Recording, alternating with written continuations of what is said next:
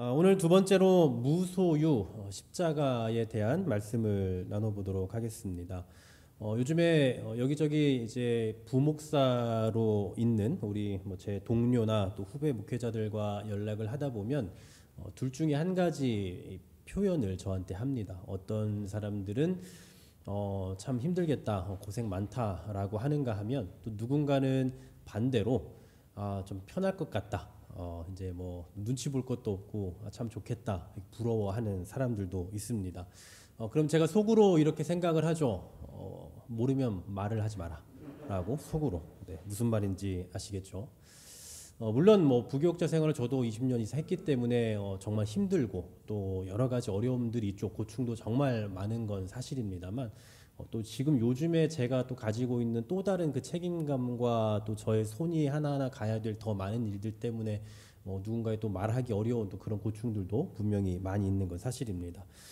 제 상황에서 제가 하게 되는 저만의 어떤 고충이나 아니면 또 저만의 어떤 그 다양한 고민들은 사실은 저 말고는 모를 겁니다. 물론 제 아내가 가장 잘 알겠지만 그래도 저보다는 누구도 알지 못하겠죠. 뭐 직접 얘기해봐야 뭐 겪고 있지 않는 입장에서는 이해하기도 힘들 거다라는 생각도 해봅니다.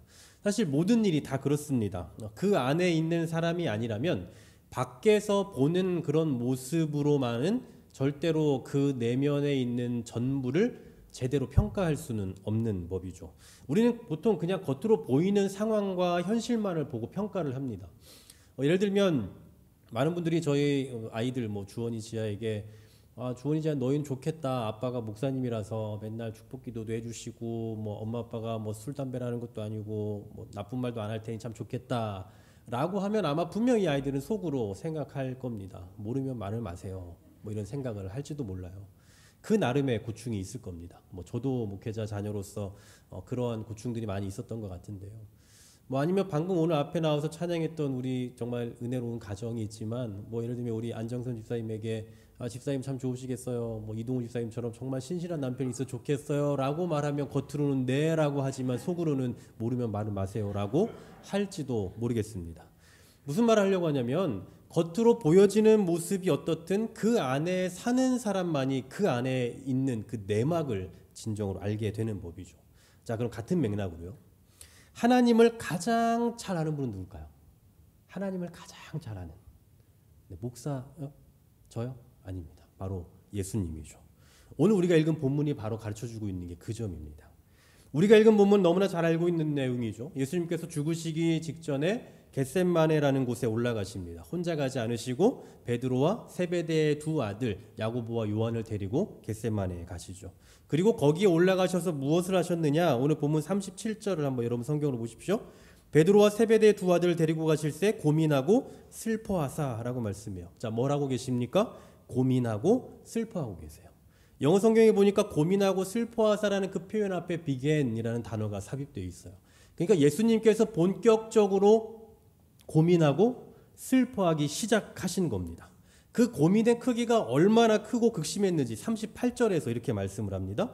이에 말씀하시되 내 마음이 매우 고민하여 죽게 되었으니 너희는 여기 머물라. 마음이 얼마나 고민되고 얼마나 힘들었는지 죽게 되었다라고 표현을 하고 계세요. 도저히 빠져나갈 수 없는 그런 슬픔과 괴로움이 자리 잡고 있었다라는 거죠. 오늘 이와 동일한 사건을 기록하고 있는 누가복음 22장 44절 말씀에 보면 이렇게 말씀을 하고 있습니다. 예수께서 힘쓰고 애써 더욱 간절히 기도하시니 땀이 땅에 떨어지는 핏방울 같이 되더라라고 말씀해요. 땀이 땅에 떨어지는 핏방울 같이 되었다. 여기에 대한 이 견해가 두 가지입니다. 첫 번째로는 실제로 피가 이 땀구멍을 통해서 스며 나왔다라는 표현이에요. 그러니까 예수님이 너무나 고생스러우셔서 너무 심적으로 괴로워서 모세혈관이 터져서 피가 땀구멍으로 스며 나왔다. 이런 해석이 있고요. 또 한 가지는 땀이 마치 핏방울처럼 뚝뚝뚝뚝 떨어질 정도로 너무나 힘들게 괴롭게 기도하셨다라고 본 해석입니다. 자, 뭐가 됐든 뭐가 맞는지 모르겠지만 분명한 것은 그만큼 예수님에게 지금 내적인 고민이 있었다라는 것을 잘 보여주고 있는 거죠. 자, 그럼 도대체 왜 예수님께서 이렇게 고민하고 이렇게 슬퍼하고 괴로워하셨을까요? 아니 공생의 기간 내내 염려하지 말라고 그렇게 가르치셨잖아요. 그렇게 말씀하셨던 그분이 도대체 무엇 때문에 이렇게 고민하고 계시냔 말입니다. 자, 39절 말씀 보면 그 이유를 알 수 있는데요. 우리 39절 말씀을 같이 한번 읽어볼까요? 39절 시작. 조금 나아가사 얼굴을 땅에 대시고 엎드려 기도하여 이르시되 내 아버지여 만일 할 만하시거든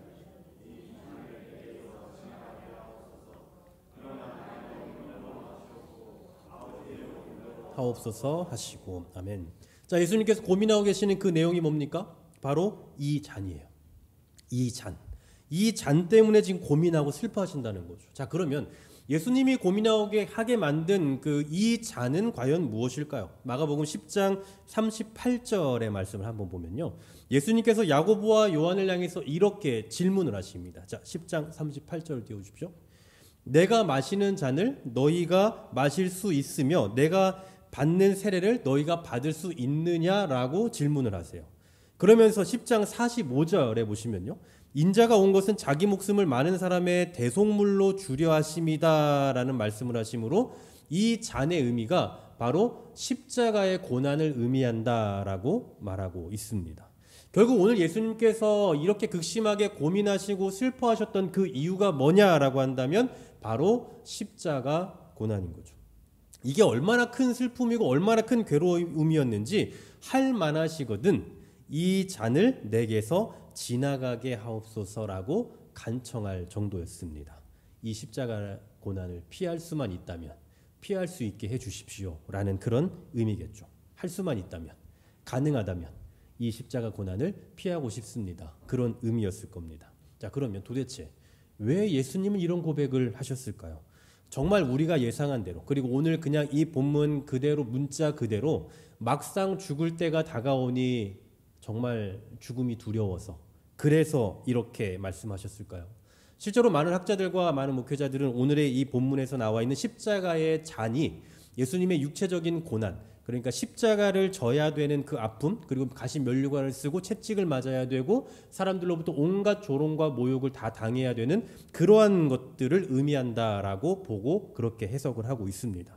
쉽게 말하면 완전한 인성을 갖고 계신 예수님께서 십자가를 지실 시점이 다가오니 서서히 마음이 압박감을 느끼고 조여오는 거예요. 그래서 두렵기 시작했고 겁도 나서 그러면 이왕이면 하나님 저 이왕이면 살려주십시오.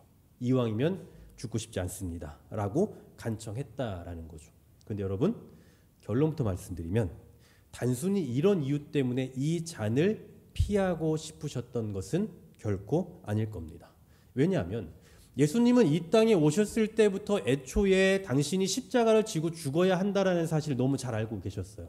그것이 당신의 사명이라는 것을 인식하고 계셨고 실제로 제자들에게 계속해서 이 십자가 죽음에 대해서 가르쳐 오셨습니다. 물론 우리 사람 같으면 아무리 사명감이 있고 책임감이 있더라도 막상 어떤 두려운 현실 앞에 딱 닥치게 되면 그때 나 몰라라 할 수도 있죠. 우리 같으면 그럴 수 있다고요. 하지만 지금 오늘 본문에 나와 있는 분은 누굽니까? 예수님이에요. 우리 같은 그 연약한 인성을 지닌 사람과는 분명 다른 분이라고요. 물론 예수님은 지금 완전한 인성을 입고 계신 분이긴 하지만 그러나 우리 인간이 갖고 있는 사명감이나 그런 책임감과 같이 그런 정도의 수준의 것을 갖고 계시는 분이 결코 아니다라는 겁니다. 그러면 도대체 왜 예수님은 이 상황에서 이 잔을 피하게 해달라고 그렇게 간구하셨을까요? 이걸 알기 위해서는 오늘 예수님이 언급하신 이 잔이 뭔지 다시 한번 좀 해석을 해봐야 될 필요가 있는 겁니다.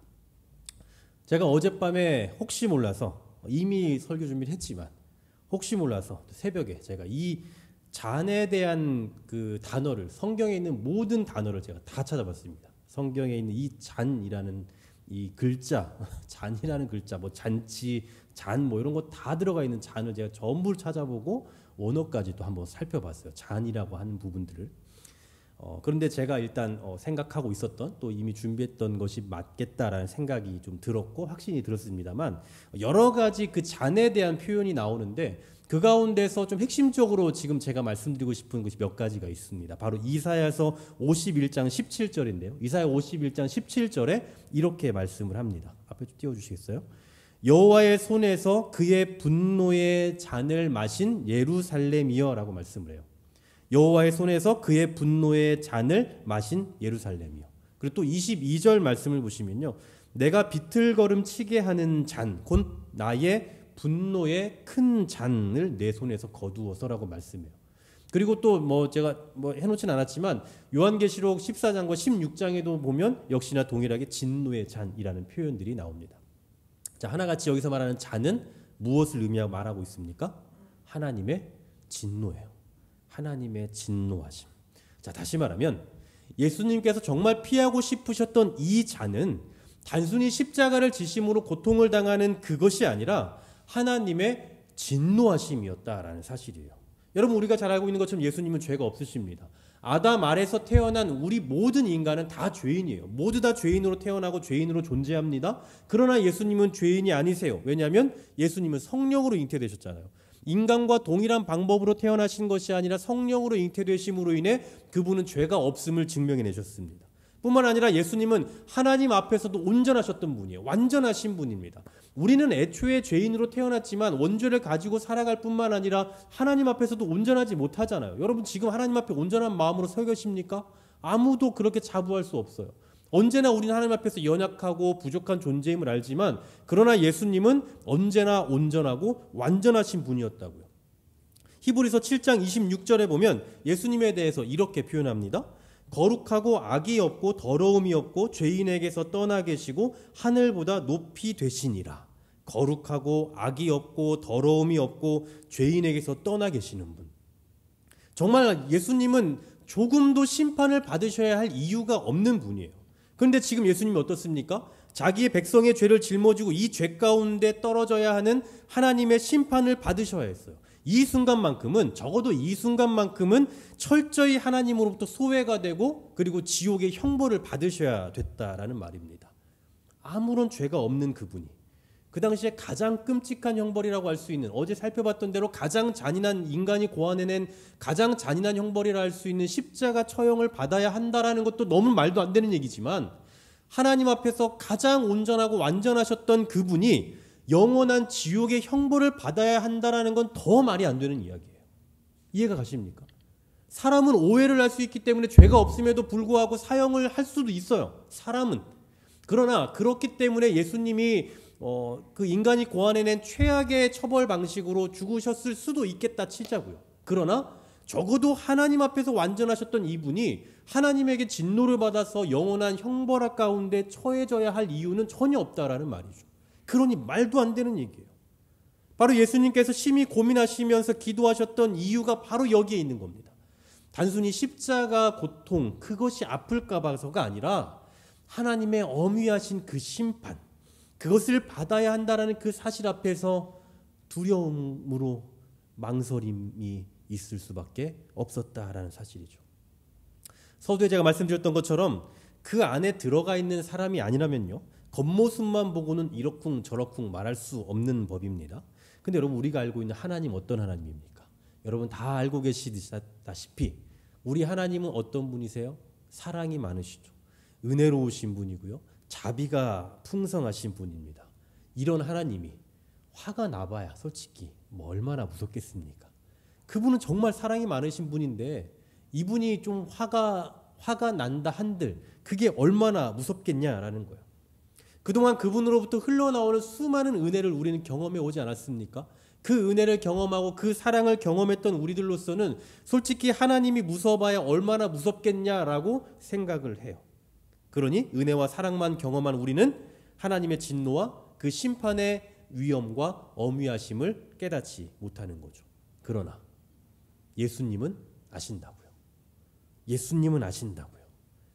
하나님의 독생자이자 하나님과 같은 분인 예수님은 하나님으로부터 받게 될 영원한 형벌과 진노하심의 그 강도를 누구보다도 잘 알고 계시다라는 사실입니다. 십자가에 못이 박히고 그리고 가시면류관을 쓰고 사람들로부터 온갖 조롱을 받아야 하는 일, 사실 이거는요 빙산의 일각에 불과할 겁니다.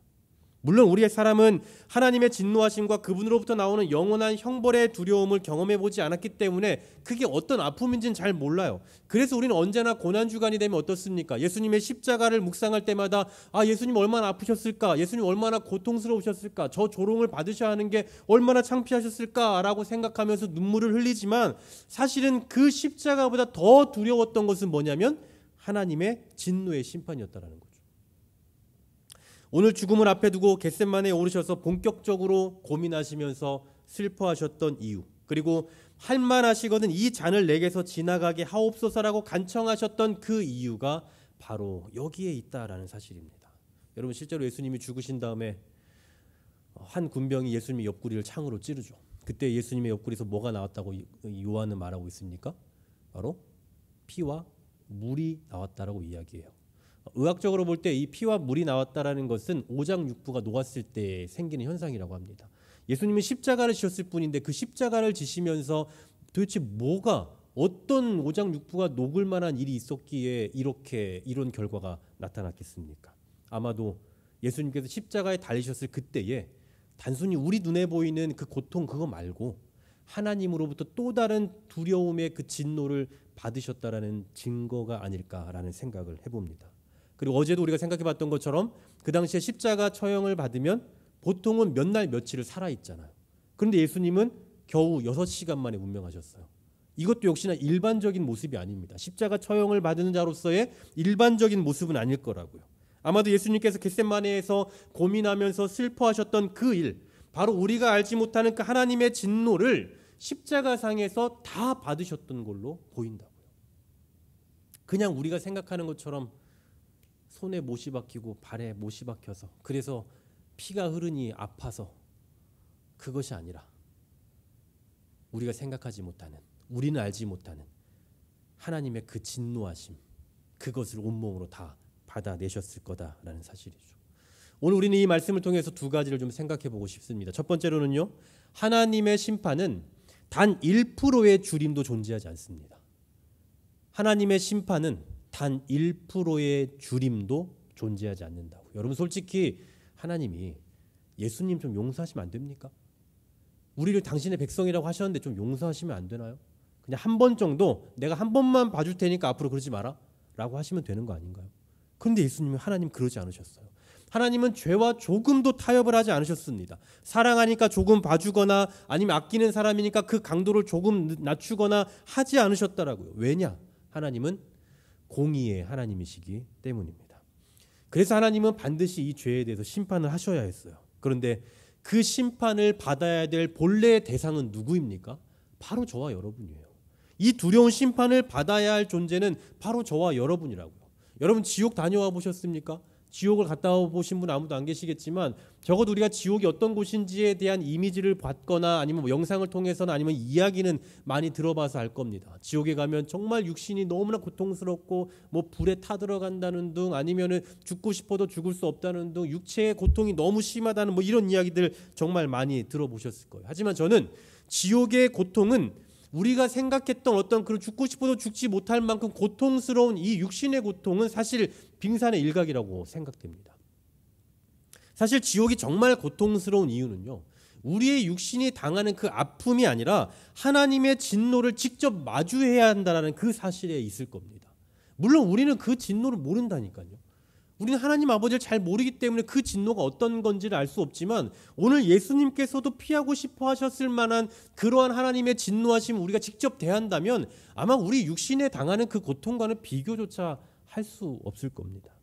그 진노하심이 얼마나 큰지, 그리고 그 진노하심이 우리를 얼마나 괴롭게 하는지 우리는 알 수 없어요. 솔직히 알고 싶지도 않습니다. 예수님조차도 그것을 두려워하고 그것을 피하고 싶으셨다면 그러면 그런 하나님의 두려움 알고 싶지 않아요. 그런데 이 두려운 심판과 진노가 본래 누구의 것이라고요? 바로 저와 여러분의 것이라고요. 하지만 예수님께서 우리가 받아야 될 그 하나님의 두려운 진노와 심판을 다 가져가셨습니다. 게다가 하나님의 독생자이니 하나님께서 한 1% 정도 조금 아픔을 줄여줄 만도 한데 그런 일이 없었어요. 그냥 그 죄 하나 때문에, 우리가 가진 그 죄 때문에 예수님에 대해서 조금도 감해줌이 없이 철저하게, 처절하게 예수님을 심판하셨다라는 사실입니다. 어제 말씀드렸죠. 그래서 유대인들은 예수를 믿을 수 없다고요. 어떻게 십자가에 달린 예수를 우리가 믿을 수 있냐라고 얘기했지만 사도들은 오히려 더 주장했다고 얘기했잖아요. 예수가 하나님에게 저주를 받았기 때문에 이분이 구원자가 맞다라고 이야기했다고요. 바로 그 이유가 여기 있는 거예요. 예수님께서는 하나님의 저주를 받으신 겁니다. 우리가 받아야 할 그 저주를 예수님은 다 받으신 거예요. 우리가 이미 느끼고 있는 것처럼 예수님이 우리를 위해서 십자가를 지셨다라는 거 정말 너무 감사한 일입니다. 하지만 우리가 알지 못하는 더욱더 두려움의 심판을 받으셨으니 우리가 그동안 감사했던 그 감사보다 훨씬 큰 감사가 있어야 하지 않을까라는 생각을 해봅니다. 이제 우리가 예수님의 십자가를 묵상할 때 단순히 예수님의 십자가에 달리시면서 아파하셨을 것만을 생각하는 것이 아니라 비록 우리는 알 수 없지만 예수님이 그토록 피하고 싶어 하셨던 그 하나님의 진노하심, 그것을 모두 다 받으셨다라는 의미에서 그 은혜에 더욱더 집중하고 감사할 수 있는 저와 여러분 되기를 주의 이름으로 간절히 소망합니다. 두 번째로는요, 우리의 죄는 1%도 남지 않았다라는 거예요. 우리의 죄는 1%도 남지 않았다. 아까 첫 번째는 하나님의 심판은 1%도 줄어들지 않았는데 두 번째는 우리의 죄는 1%도 남지 않았다고요. 2010년에 이 법정이라는 스님이 돌아가셨죠. 법정 스님 하면 그 당시에 가장 떠오르는 키워드가 바로 무소유였습니다. 무소유. 그분의 무소유 정신에 참 많은 사람들이 감동했고 또 참 많은 사람들이 존경을 표하기도 했죠. 그분이 죽을 때에도 유언으로 이런 걸 남겼죠. 유언으로 자기를 불태우기 위해서 나무를 베지 말아라. 그냥 돌아다니는 그런 나무들, 땔감들을 갖다가 그것을 가지고 나를 이렇게 화장해라라고 이야기를 했고요. 또 자기가 가지고 있는 남은 모든 그 재물을 또 다 기증을 하기도 했고요. 또 자신이 죽은 이후에 자기의 이름을 내서 뭐 어떤 출판을 하거나 이런 것을 하지 말라고 또 그렇게 말하고 그리고 그런 유언을 가지고 또 세상을 떠났습니다. 어차피 사람은 죽을 때 아무것도 갖고 갈 수 없습니다만 이분은 조금 더 구체적으로 자기의 모든 것을 다 지우고자 했던 것 같습니다. 그러나 아무리 무소유라지만 하나는 갖고 가셨어요. 바로 죄입니다. 그래서 이 세상 사람들에겐 존경을 받았을지 몰라도요, 죽음과 동시에 아마도 하나님의 엄위하신 심판을 받았을 것이고 그로 인해서 영원한 형벌을 받았을 것입니다. 이 세상에서는 무소유였는지 모르지만 죄를 가지고 죽었고 결국 그로 인해 영원한 형벌을 받을 수밖에 없었으니 이 얼마나 비참한 일입니까? 근데 여러분, 우리는 어떻습니까? 저와 여러분 어떻습니까? 저와 여러분 무소유 주장하십니까? 여러분 무소유하시나요? 무소유한 삶을 사시겠습니까? 청빈한 삶을 살려고 애쓰십니까? 여러분 솔직히 말해서 우리는 저도 그렇지만 스님들보다 모든 스님은 아니겠지만 그냥 조금 정말 스님다운 스님들보다 검소하지도 않고요. 청빈하지도 않습니다. 하지만 적어도 우리는 이 죄에 대해서만큼은 무소유입니다. 그렇게나 무소유를 주장했던 법정 스님도 놓고 가지 못했지만 우리는 이 죄에 대해서 완전한 무소유 상태라는 사실이에요. 어떻게 이게 가능합니까? 어떻게 이게 가능하냐고요. 우리는 무소유를 주장한 적도 없는데 어떻게 우리는 이 죄에 대해서 조금도 같지 않는 1%도 없는 그런 무소유 상태가 되었느냐고요. 예수께서 십자가를 지심으로, 그리고 그냥 십자가를 지심으로가 아니라 그 십자가상에서 하나님의 모든 엄위하신 진노를, 심판을 다 갖고 죽으셨기 때문인 겁니다. 그 죄의 잔여물이 우리에게 조금도 남아있지 않아요. 그러니까 하나님께서 우리를 향해서 너 죄인이었지? 라고 하면서 어떤 그 앙금이 조금도 남아있지 않은 상태라고요. 그래서 이제는 이 세상에서 수고한 것들조차도 조금도 헛되지 않다라고 말씀해요. 고린도전서 15장 58절 말씀 한번 좀 띄워주시겠습니까? 고린도전서 15장 58절 이렇게 말씀합니다. 그러므로 내 사랑하는 형제들아, 견실하며 흔들리지 말고 항상 주의 일에 더욱 힘쓰는 자들이 되라. 이는 너희 수고가 주 안에서 헛되지 않은 줄 압니다 라고 말씀하죠. 너희 수고가 주 안에서 헛되지 않는다. 죽어 마땅한 우리 인간을 위해서 예수님이 대신 형벌을 받으셨고 우리가 받아야 할 그 형벌을 예수님이 다 갖고 죽으셨으니 이제 우리는 그냥 죄인처럼 늘 고개를 숙이고 그렇게 살아가는 게 아니란 말이에요. 예수님을 십자가에 못 박아 죽였으니 이제 우리는 고개 숙이고 그냥 뭘 해도 칭찬받을 수 없는 그런 존재로 고개 숙이고 늘 죄인처럼 그렇게 살라, 이 얘기가 아니라고요. 이 땅에서 우리가 살아야 하는 그 삶의 내용까지도 헛되지 않다라고 말씀하셨잖아요. 이제 우리의 수고가 주 안에서 헛되지 않다라고 말씀하셨다고요. 이건 지금 무슨 얘기입니까? 하나님께서 우리를 죄인으로 보시지 않는다라는 거예요. 그래, 너 아직 좀 죄 조금 있지. 너 예전에 말을 말자. 이거 아니라고요. 완전한 무소유 상태. 이제는 우리를 죄인으로 보지 않기 때문에 우리가 살아가는 이 세상에서의 노력과 수고와 헌신이 의미가 있고 그것이 결실을 맺을 수 있다라는 사실입니다. 그러니 여러분, 얼마나 감사한 일이에요. 이 세상에서 모든 걸 다 내려놓고 가도 죄 하나를 가지고 갔다는 이유 때문에 단 1%의 줄임도 없는 하나님의 어미하신 심판을 받아야 되는데, 우린 이 세상에 이것을 내려놓을 노력도 사실 별로 하지 않잖아요. 그냥 이 세상의 것 다 갖고 싶잖아. 이왕이면 세상의 것도 재물도 다 갖고 동시에 신앙도 갖고 싶은 게 우리 아닙니까? 그런데도 불구하고 죄의 문제를 다 해결받았으니 이 얼마나 감격스러운 사건이냐라는 말이에요. 여러분, 오늘 이 내용이 왜 중요한 줄 아십니까? 우리가 용서받은 그 크기, 그러니까 우리가 하나님 앞에 용서받을 수밖에 없었던, 용서받게 된 그 죄의 크기가 얼마나 큰지를 알아야 그것을 용서받은 것이 얼마나 감사한지 감사의 크기가 달라지기 때문이에요. 그냥 단순히 예수님이 죽었다더라, 많은 사람들을 위해 인류를 대신해서 죽었다더라, 이렇게 말하면 수많은 사람들 가운데, 전체 인류 가운데 한 사람이니까 내 책임은 그 정도밖에 안 되겠지, n분의 1로 하면 그렇게 크지 않다라고 생각하겠지만 그게 아니다라는 사실이에요. 정말 우리는 너무나 두려움 가운데 처할 수밖에 없는, 하나님의 정말 엄유하신 그 심판으로 정말 죽임을 당하고 얻어맞아야 될 수밖에 없는, 예수님조차도 피하고 싶으셨던 그 두려움을 경험해야 되는 우리들이었다라는 사실이에요. 근데 그것을 예수께서 다 지고 가셨다고요. 예수님의 십자가가 의미 있는 게 바로 여기에 있는 겁니다.